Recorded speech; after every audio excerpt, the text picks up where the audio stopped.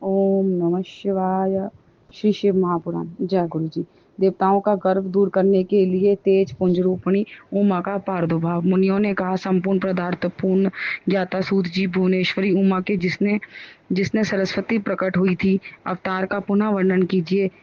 वे देवी परब्रह्मा मूल प्रकृति ईश्वरी निराकार होते हुए भी साकार तथा नित्यानंदिनी सती कही जाती है। सूत जी ने कहा, तपस्वी मुनियों, आप लोग देवी के उत्तम एवं महान चरित्र को प्रेम पूर्वक सुने, जिसके ज्ञान न मात्र से मनुष्य परम गति को प्राप्त होता है। एक समय देवताओं और दानवों में परस्पर युद्ध हुआ।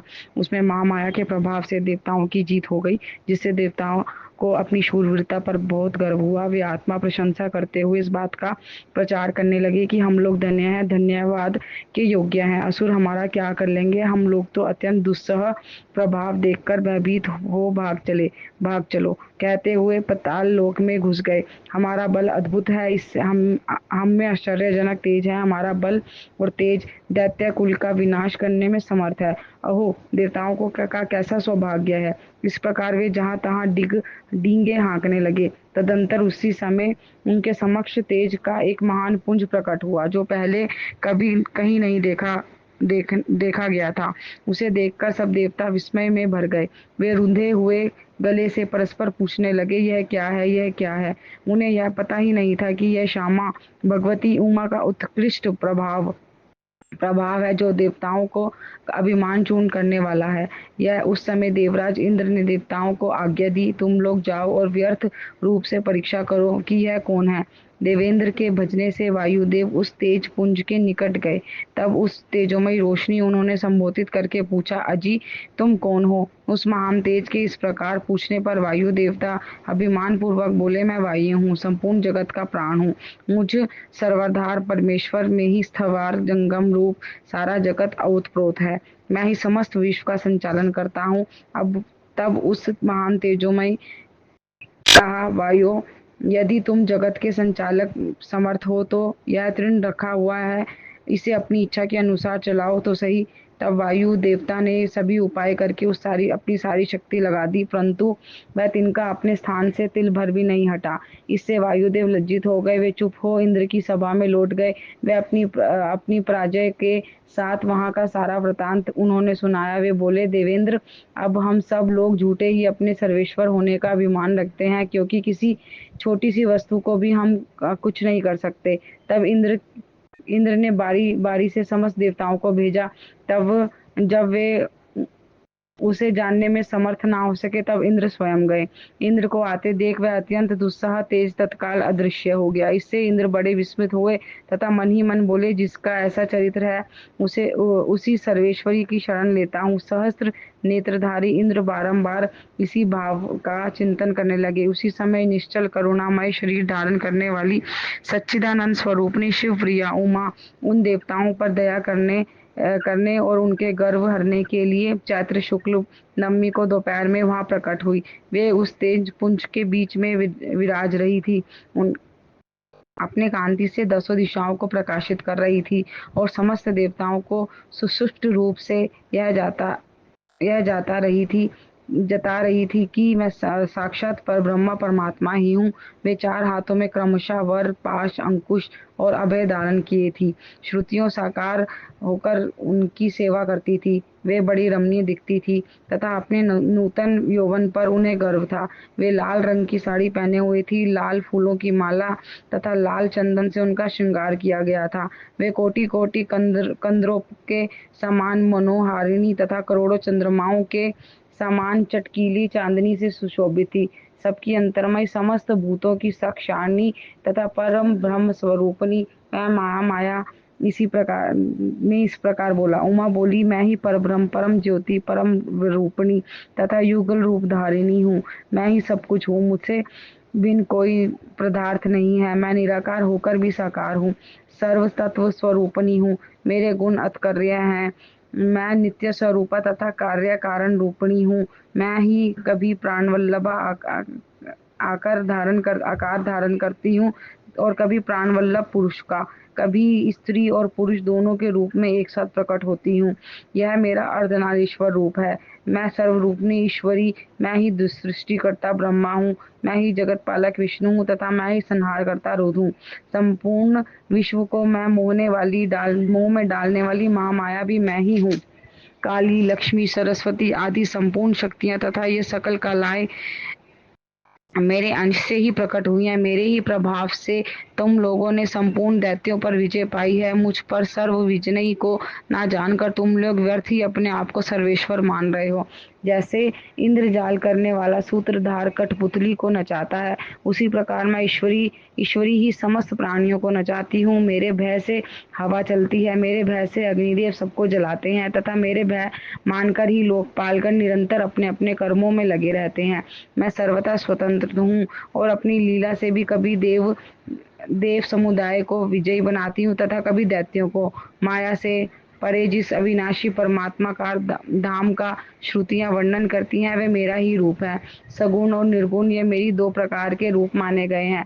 इनमें से प्रथम तो माया युक्त है और दूसरा माया रहित। देवताओं को ऐसा जानकर गर्व छोड़ो और मुझ सनातनी प्रकृति की प्रेम पूर्वक आराधना करो।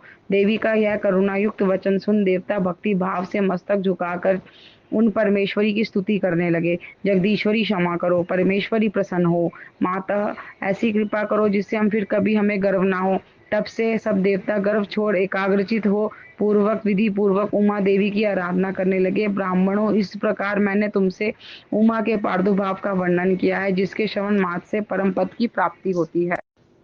देवी के द्वारा दुर्गासुर का वध तथा उनकी दुर्गा शताक्षी, शकांबरी और भ्रामरी आदि नाम पढ़ने का कारण। मुनियों ने कहा, महाप्रज्ञ सूत जी, हम सब लोग प्रतिदिन दुर्गा जी का चरित्र सुनना चाहते हैं, अतः आप और किसी अद्भुत लीला वक्त हमारे समक्ष वर्णन कीजिए।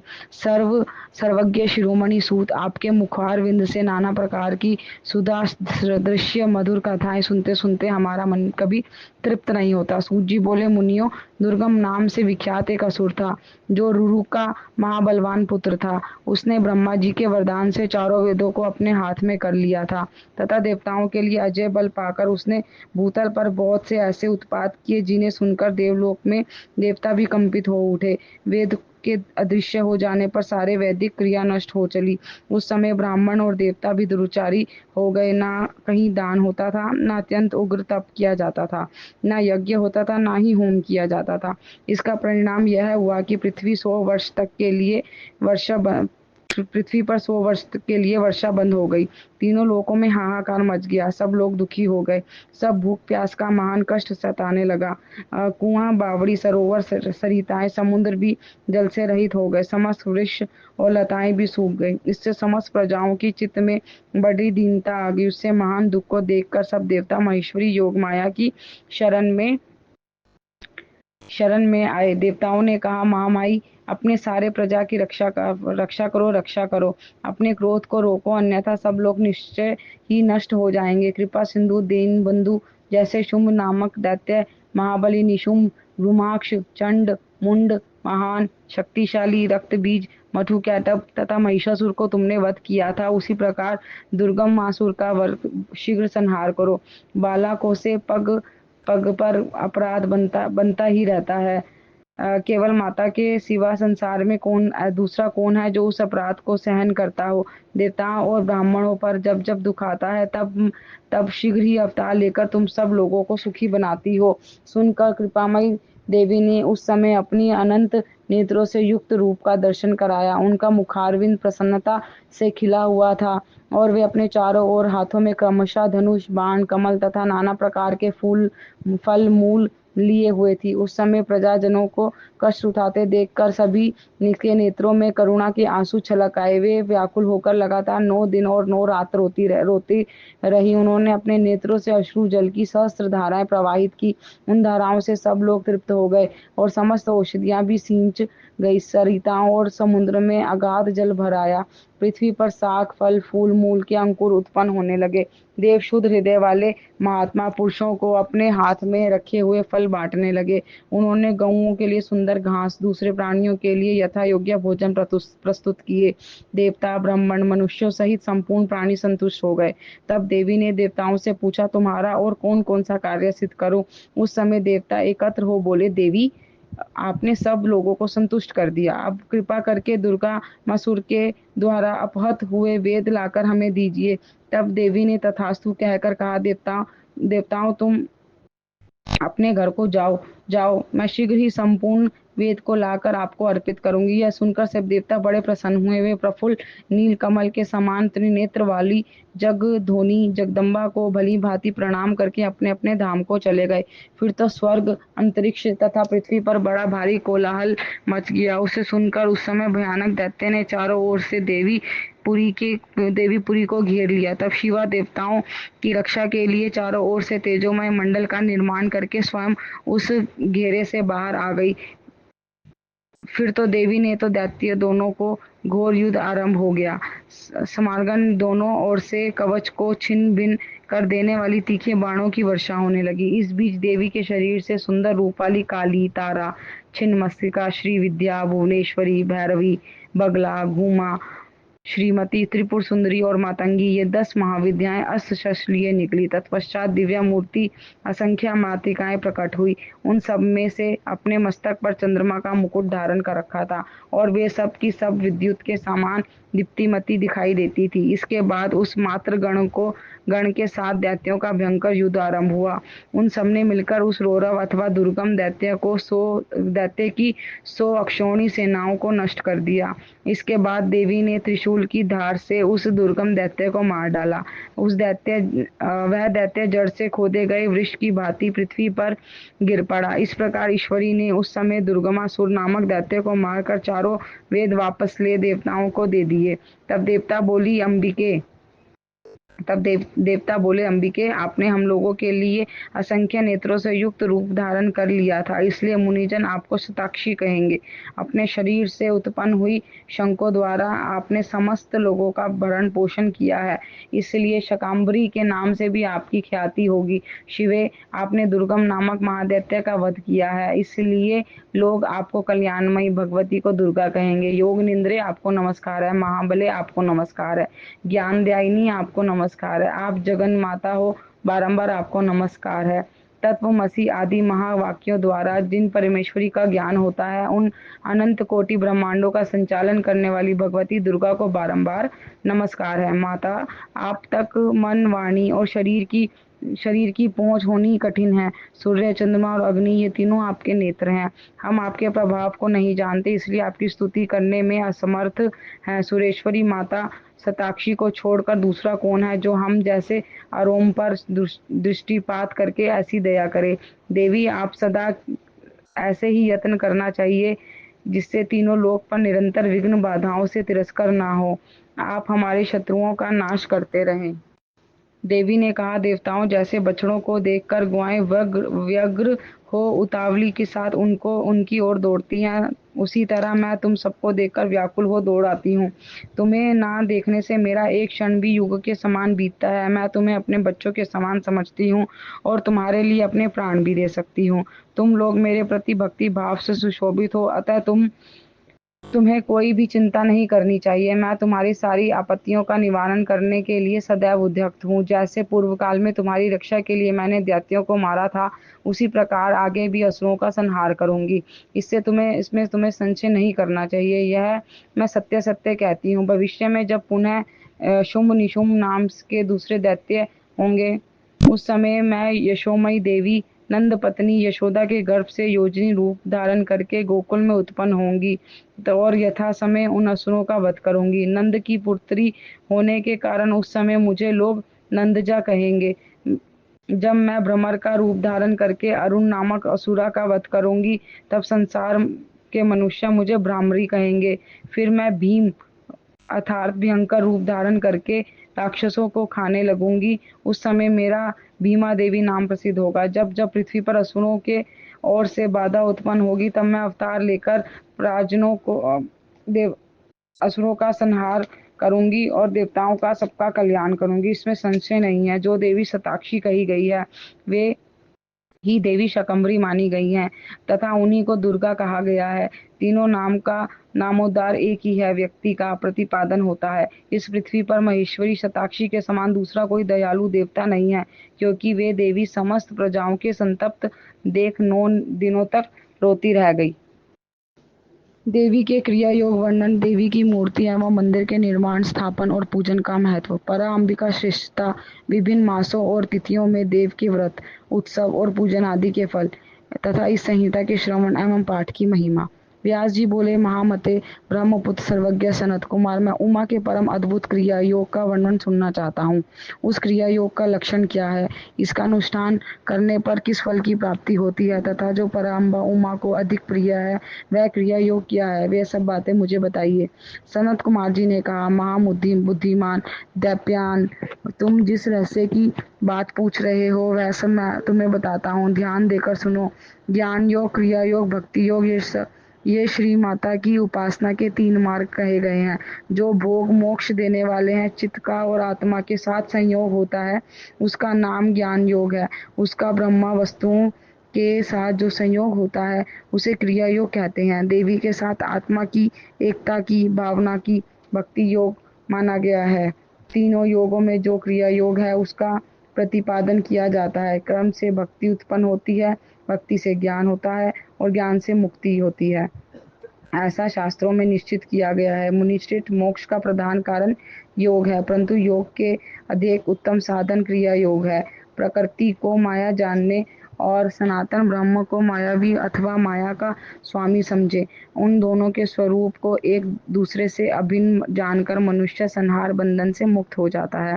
काली नंदन, जो मनुष्य देवी के लिए पत्थर, लकड़ी अथवा मिट्टी का मंदिर बनाता है, उसके पुण्य फल का वर्णन सुनो। प्रतिदिन योग के द्वारा आराधना करने वालों को जिस महान फल की प्राप्ति होती है वह सारा फल उस पुरुष को मिल जाता है जो देवी के लिए मंदिर बनवाता है। श्री माता का मंदिर बनाने वाला धर्मात्मा पुरुष अपनी पहली बीती हुई तथा आगे आने वाली 1000 पीढ़ियों का उद्धार कर देता है। करोड़ों जन्मों में किए गए थोड़े या बहुत जो पाप शेष रहते हैं वे श्री माता के मंदिर का निर्माण आरंभ करते ही क्षण भर में नष्ट हो जाते हैं। जैसे नदियों में गंगा, संपूर्ण नंदों में सोनभद्र, शमाशम में पृथ्वी, गहराई में समुद्र और समस्त ग्रहों में सूर्य देव का विशिष्ट स्थान है, उसी प्रकार समस्त देवताओं में श्री परा अम्बा श्रेष्ठ मानी गई हैं। वे समस्त देवताओं में मुख्य हैं।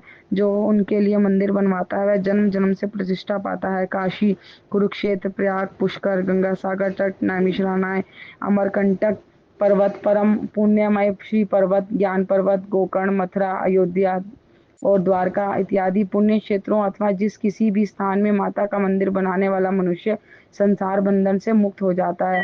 मंदिर में ईंटों का जोड़ जब तक यहाँ जितने वर्ष रहता है उतने 1000 वर्षों तक वह पुरुष मणिद्वीप में प्रतिष्ठित होता है। जो समस्त शुभ लक्षणों से समस्त उमा की प्रतिमा बनवाता है वह निर्भय होकर अवश्य उनके परम धाम में जाता है। शुभ ऋतु, शुभ ग्रह, शुभ नक्षत्र में देवी की मूर्ति की स्थापना करके योग माया के प्रसाद से मनुष्य कृतकृत्य हो जाता है। कल्प के आरंभ से लेकर अनंत काल तक कुल में जितनी पीढ़ियां बीत गई हैं, उनकी जितनी आने वाली हैं, उन सब मनुष्य सुंदर देव मूर्ति की स्थापना करते ही तर जाती हैं। जो केवल जगधोनी परा अंबिका शरण की शरण लेता है उन्हें मनुष्य नहीं मानना चाहिए। वे साक्षात देवी के गण हैं जो चलते फिरते, सोते जागते अथवा खड़े होते समय उमा इन 2 अक्षरों के नाम का उच्चारण करते हैं। वे शिवा के ही गण हैं जो नित्य नैमित्तिक कर्म से पुष्प, धूप, द्वार देवी की शिवा का पूजन करते हैं। वे शिवा के धाम को जाते हैं। जो प्रतिदिन गोबर और मिट्टी से देवी के मंदिरों को लीपते हैं अथवा उसमें झाड़ू देते हैं वे सभी उमा के धाम को जाते हैं। जिन्होंने देवी के परम उत्तम एवं रमणीय मंदिर का निर्माण कराया है उनके कुल के लोगों को माता उमा सदा आशीर्वाद देती है। वे कहती है, ये लोग मेरे हैं, अतः मुझमें प्रेम के भागी बने रहकर 100 वर्ष तक जिए और इन पर कभी कोई आपत्ति न आए। इस प्रकार श्री माता रात दिन आशीर्वाद देती है। जिसने महादेवी उमा की शुभ मूर्ति का निर्माण कराया है, उसके कुल की 10,000 पीढ़ियों तक लोग मणिद्वीप में सम्मान पूर्वक रहते हैं। महामाया की मूर्ति स्थापित करके उसकी भली भांति पूजा करने के पश्चात साधक जिस जिस मनोरथ के लिए प्रार्थना करता है, उसको वह अवश्य प्राप्त कर लेता है। जो श्री माता की स्थापित की हुई उत्तम मूर्ति को मधु मिश्रित घी से नहलाता है, उसकी पुण्य फल की गणना कौन कर सकता है। चंदन, अगरू, कपूर, जटामासी तथा नागरमोथा आदि से युक्त जल तथा एक रंग की गऊ के दूध से परमेश्वरी को नहलाए। तत्पश्चात अष्टांग धूप के द्वारा अग्नि से उत्तम आहुति रे तथा धृत और कपूर सहित बातियों द्वारा देवी की आरती उतारे। कृष्ण पक्ष की अष्टमी, नवमी, अमावस्या अथवा शुक्ल पक्ष की पंचमी, दशमी तिथियों में गंध, पुष्प आदि उपचार द्वारा जगदम्बिका की विशेष पूजा करनी चाहिए। रात्रि सूक्त, श्री सूक्त अथवा देवी सूक्त को पढ़ते या मूल मंत्र का जप करते हुए देवी की आराधना करनी चाहिए। विष्णु कांता और तुलसी को छोड़कर शेष सभी पुष्पों देवी के लिए प्रतिकारक जाने गए हैं। कमल पुष्प का उनके लिए विशेष प्रतिकारक होता है। जो देवी को सोना चांदी के फूल चढ़ाता है, वह करोड़ों सिद्धों से युक्त हो उन परम धाम में जाता है। देवी के उपासकों को पूजन के अंत में सदा अपने अपराधों के लिए क्षमा प्रार्थना करनी चाहिए। जगत को आनंद प्रदान करने वाली परमेश्वरी प्रसन्न हो इत्यादि वाक्यों द्वारा स्तुति एवं मंत्र पाठ करता हुआ देवी के भजन में लगे रहना चाहिए। उपासक उनका इस प्रकार से ध्यान करे। देवी सिंह पर सवार है, उनके हाथों में अभय एवं वर की मुद्राएं हैं तथा वे भक्तों को अभिष्ट फल प्रदान करने वाली हैं। इस प्रकार महेश्वरी का ध्यान करके उन्हें नैवेद्य के रूप में नाना प्रकार के पके हुए फल अर्पित करें। जो परमात्मा शंभु शक्ति का नैवेद्य भक्षण करता है, वह मनुष्य अपने सारे पापों को धोकर निर्मल हो जाता है। जो चैत्र शुक्ल तृतीया को भवानी की प्रसन्नता के लिए व्रत करता है, वह जन्म मरण के बंधन से मुक्त हो परम पद को प्राप्त होता है। विद्वान पुरुष इस तृतीया को दलोत्सव करे, उसमें शंकर सहित जगदम्बा की उमा की पूजा करे। फूल, कुमकुम, वस्त्र, कपूर, अगरू, चंदन, धूप, दीप, नैवेद्य, पुष्पहार तथा अन्य गंध द्रव्यों द्वारा शिव सहित सर्व कल्याणकारिणी महामाया महेश्वरी श्री गौरी देवी का पूजन करके उन्हें झूले में झुलाए। जो प्रतिवर्ष नियम पूर्वक उक्त तिथियों को देवी का व्रत करके दलो उत्सव करता है, उसे शिवा देवी संपूर्ण अभिष्ट प्रदान करती हैं।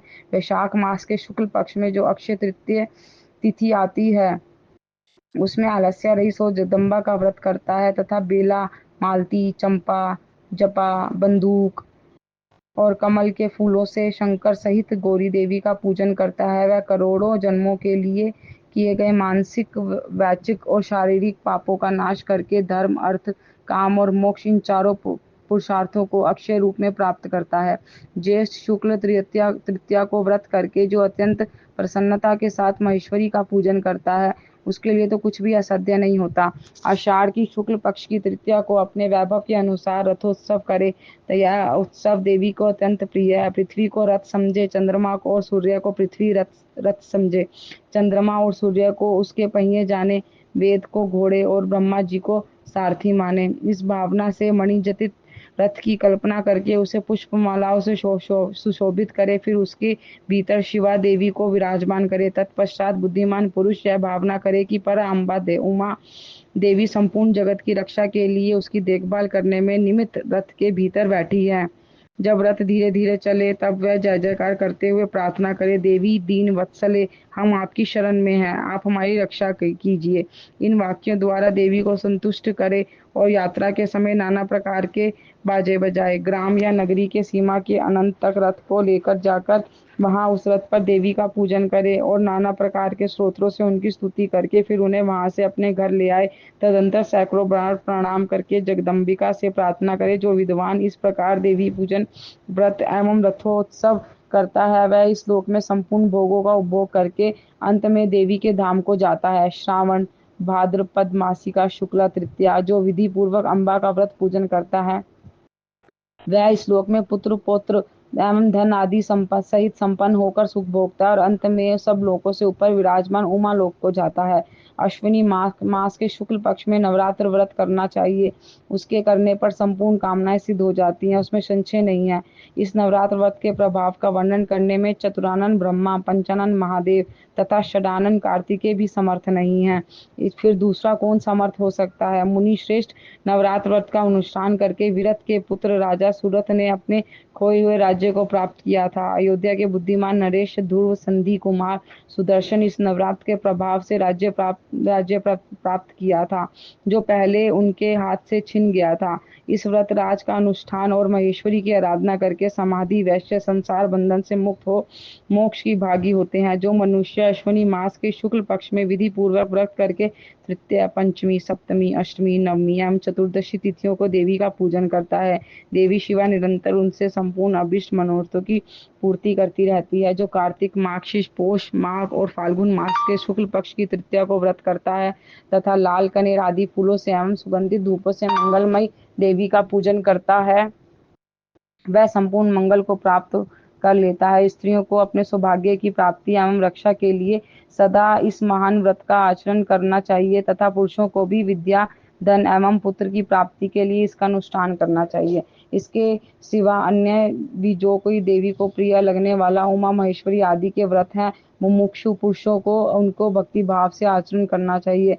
यह उमा सहित परम पुण्यमयी शिव भक्ति को बढ़ाने वाली इसमें नाना प्रकार के उपाख्यान हैं। इसमें कल्याणमयी संहिता भोग तथा मोक्ष प्रदान करने वाली है। जो इसे भक्ति भाव से सुनता या एकाग्रचित्त होकर पढ़ता है या सुनाता है, वह परम गति को प्राप्त करता है। जिसके घर में सुंदर अक्षरों में लिखी गई यह संहिता विधिवत पूजित होती है, वह संपूर्ण अभिष्टों को प्राप्त कर लेता है।